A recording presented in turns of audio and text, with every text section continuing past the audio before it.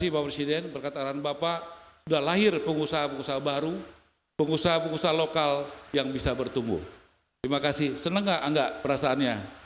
Senang Pak. Senang ya, Wawan? Senang Pak. Dengan kebijakan Bapak Presiden sebagai pengusaha, happy?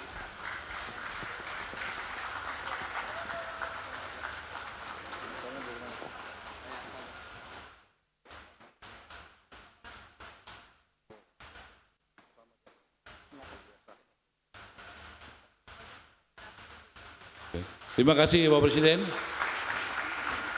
Wawan siapkan ya, Desember kita 50.000 di seluruh Indonesia. Baik Pak. Kembali di Property Point CNBC Indonesia, kita lanjutkan dialog kita bersama narasumber pilihan yang sudah hadir di studio. Jadi di sebelah Bapak ini ada pengembang-pengembang begitu ya, yang sudah diperkenalkan langsung kepada Bapak Presiden. Nah berarti ini Mas Angga. Oke, dan Wawan. Oke, untuk Pak Angga dulu deh ya. Sejauh ini sudah berapa banyak sih rumah yang dibangun dan berapa banyak cuan yang didapat sejauh ini? Sejauh ini lebih dari 14.000 unit yang sudah saya realisasikan KPR-nya. Untuk cuannya per unit rata-rata 20 juta, Pak. Itu di kawasan mana aja sih? Kabupaten Bogor dan Kabupaten Bekasi. Oke. Untuk berarti yang Kabupaten Bogor berapa dan Kabupaten Bekasi berapa tuh Pak? 90% lebih di Kabupaten Bogor. Di Kabupaten Bekasi hanya secara unit itu hanya 1.200 unit. 1.200. Selebihnya lebih dari 14.000 itu di Kabupaten Bogor, Mbak. Wow, luar biasa. Lalu bagaimana dengan Mas Wawan? Sejauh ini sudah berapa banyak rumah yang dibangun dan berapa banyak cuan yang udah didapatkan? Kurang lebih sampai dengan tahun ini hampir dengan 4.000 unit. Kalau profit itu rata-rata satu unit 25 juta per unit. Wow, itu dari mana aja cuannya? Kalau yang hampir 4.000 unit itu di Kota Serang semua, dan insya Allah tahun ini saya ada 3 ekspansi di Kota Serang, Kabupaten Serang, Kabupaten Tangerang. Oh, oke. Lalu mungkin ke Pak Angga lagi, dari sisi lapangan pekerjaan ini kan sudah lumayan banyak ya, rumah yang dibangun, rumah subsidi yang dibangun. Dari sisi lapangan pekerjaan sudah berapa sih? Berapa banyak lapangan pekerjaan yang dibuka dan apakah juga turut melibatkan tenaga kerja lokal? Tenaga kerja lokal sudah pasti kami libatkan. Lalu jumlah tenaga kerja yang saya libatkan itu yang di kantor saja 400-an. Belum lagi marketing 400. Belum lagi satu unit rumah itu rata-rata pekerjanya 5 orang. Maka dengan kehadiran program rumah subsidi atau FLPP ini, saya yakin banyak sekali menciptakan lapangan pekerjaan. Ini baru dari saya, belum dari Mas Ridwan ataupun dari pengembang-pengembang yang lain. Belum lagi ekosistem yang hidup di sekitarnya ya? Tentu, Pak. Banyak sekali turunannya. Oke, lalu bagaimana dengan Mas Wawan? Pertanyaan sama, berapa lapangan kerja yang telah dibuka dan apakah melibatkan tenaga kerja lokal? Kalau tenaga kerja lokal itu emang harus. Kita setiap buka proyek emang amanatnya dari kepala daerah itu harus melibatkan tenaga kerja lokal. Kalau untuk di internal itu kurang lebih sekitar 100 di luar tukang. Tukang itu kita mungkin ya rata-rata itu 4-5 dalam bangun satu unit. Terakhir saya koordinasi dengan kontraktor itu total mungkin ada sekitar 400 sampai di 700 di luar UMKM. Karena banyak warung-warung pasti di setiap proyek itu pasti banyak warung-warung dan nggak satu. Belum supplier UMKM di wilayah proyek itu pasti banyak. Oke, Pak Menteri, ini kan pengembang-pengembang yang luar biasa. Nah, tapi bagaimana sih sebenarnya Bapak melakukan due diligence untuk para pengembang ini? Sebenarnya kriteria apa yang diwajibkan dimiliki oleh pengembang untuk membuat perumahan bersubsidi, Pak? Ya tentu ada standar. Tapi yang paling penting kan, ini kan konsumen memilih. Dan ada persaingan. Jadi mereka ini lolos dari persaingan yang ketat. Di Serang saja, Wawan, saya rasa cukup banyak pengembang rumah subsidi. Lebih. Satu asosiasi itu bisa lebih dari 200, Pak. Ya, jadi mungkin ada yang bikin perumahan di situ rumah subsidi bisa ratusan ya. Ratusan, Pak. Ya, di Serang Kota dan Kabupaten Serang ya. Benar. Di Kabupaten Bogor juga saya rasa dianggap mirip-mirip ya. Mirip-mirip Pak. Bisa persaingannya ketat kan? Ketat sekali Pak. Ketat sekali. Dan itu bagus. Dengan adanya persaingan, maka konsumen yang diuntungkan. Karena konsumen ada punya pilihan.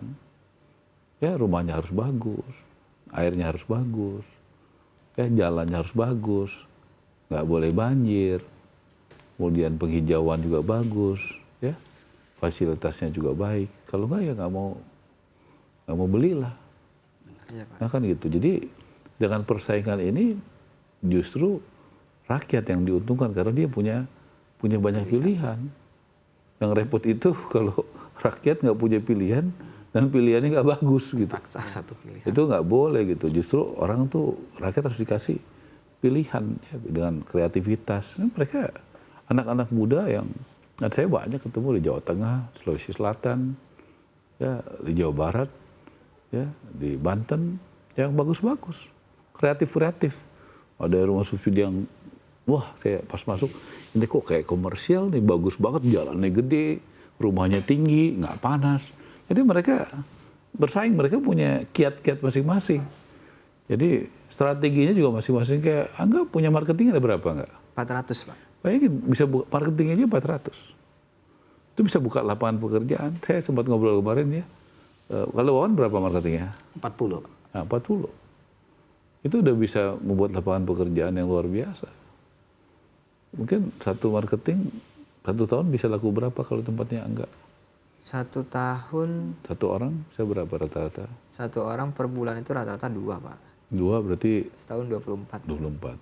Dapat berapa kalau laku 1 itu?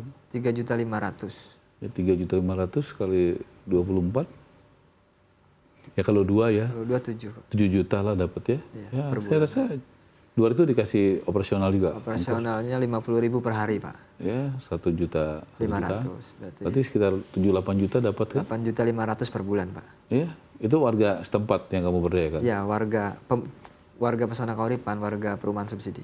Yang bekerja jadi marketing juga. Yang bekerja jadi marketing. Rata-rata ibu-ibu situ ya. Ibu-ibu Pak. Ya bagus kan, suaminya mungkin bisa kerja di tempat lain, Ya. kemudian juga ibu-ibunya bisa mendapatkan. Kamu juga warga kamu yang jadi marketing.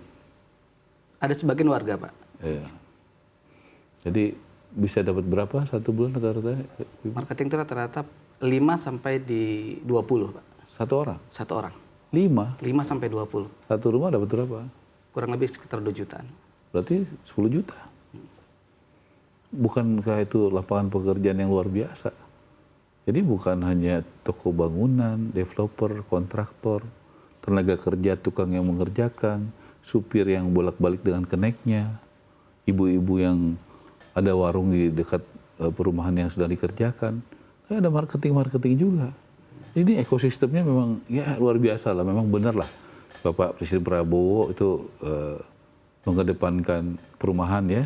Saya juga dibantu Pak Hasim, beliau adalah Ketua Satgas Perumahan yang dari awal sangat membantu saya dengan tulus dan dengan hati dan profesional. Jadi ini bisa menjawab, membuka lapangan pekerjaan yang masif ya, masif sekali. Wah, mungkin marketingnya kalau kamu 6.000 tahun depan ya, 6.000 rencananya. 6.000 Pak. 6.000 tahun depan mungkin marketingnya butuh berapa marketing? 400 tetap atau nambah? Target saya 1.000 Pak. 1.000? Target saya 1.000 marketing. Tahun depan Rata-rata per proyektor 40 minimal, Pak. 40. Tahun depan ada 6.000 rencana kamu ya? 4 titik, Pak. Tapi 6.000 total ya? Total 6.000 unit. Tanahnya sudah ada? Tanah sudah ada, Pak.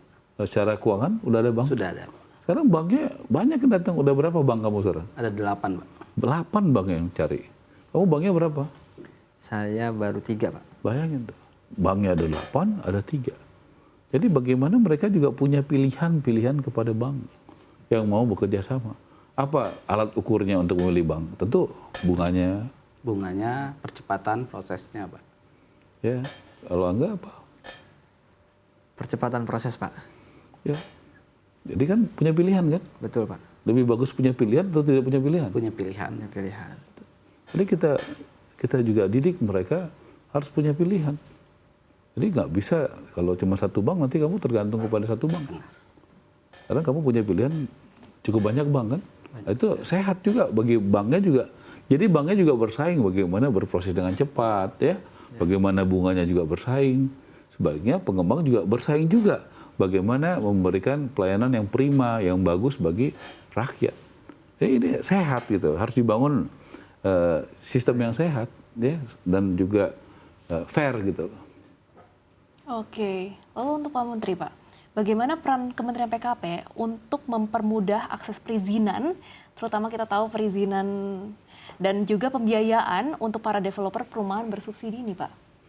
Ya, kita komunikasinya sangat baik ya dengan kepala daerah, dengan aparat penegak hukum, APH, sangat baik dengan Bapak Jaksa Agung, Ketua KPK dan jajaran, Bapak Kapolri, ya.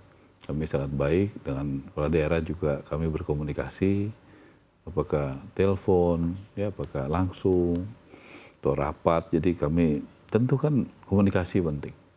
Tentu ada aja masalah, kendala, tapi kan kita nggak usah cari ini loh, cari solusi yang penting. Dan selama ini saya lihat teman-teman kepala daerah, apalagi saya dibantu full sama Bapak Tito, Mendagri. Jadi bicarakan aja. Misalnya di beberapa daerah yang belum jalan, belum menggratiskan apa kemarin BPHTB atau PBG? BPHTB ya, BPHTB ya. Kita akan bicara akhirnya bisa digratiskan. Jadi kalau ada masalah ya kita selesaikan lah. Gitu. Kalau komunikasinya nggak baik dan tidak tahu lapangan, tidak turun lapangan, ya kita nggak tahu situasi lapangan. Jadi kita mesti turun sampai ke lokal, ke daerah-daerah, ke desa-desa, supaya kita mengerti betul apa yang terjadi di lapangan. Dan kita kan juga dengar dari pengembang, Pak di sini masih belum gratis BPHTB-nya Pak. Pak di sini KTP-nya belum diterima ini. Jadi mereka biasanya saya minta kirim surat. Kebetulan ketua-ketua asosiasinya juga kita kompak, komunikasi baik. Jadi sampaikan dari situ saya tahu oh ya ini kemana, ke Mendagri ngomongnya, ini ke Menteri Keuangan, ini kemana. Jadi karena komunikasi bagus kita mengerti bagaimana menindaklanjutinya. Saya pikir itulah intinya komunikasi, saling menghargai, ya terbuka. Toh ini semua untuk kepentingan negara dan rakyat dan dunia usaha. 3 itu bagi saya. Apapun yang kita kerjakan, 1 untuk kepentingan negara, 2 rakyat, dan 3 buat dunia usaha. Oke, baik, luar biasa sekali Pak. Lalu pertanyaan terakhir sebenarnya untuk Mas Angga dan juga Mas Wawan. Apa, mungkin dari Mas Wawan dulu, apa harapannya untuk KPR bersubsidi ini Pak?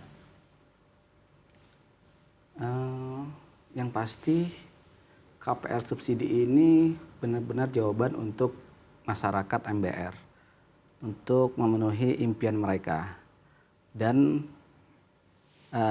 tahun ini sudah ditambahkan yang tadinya 220 menjadi 350. Karena ini benar-benar antusias solusi untuk MBR, harapannya di tahun depan minimal sama, mudah-mudahan bisa lebih. Oke, lalu bagaimana dengan Mas Angga?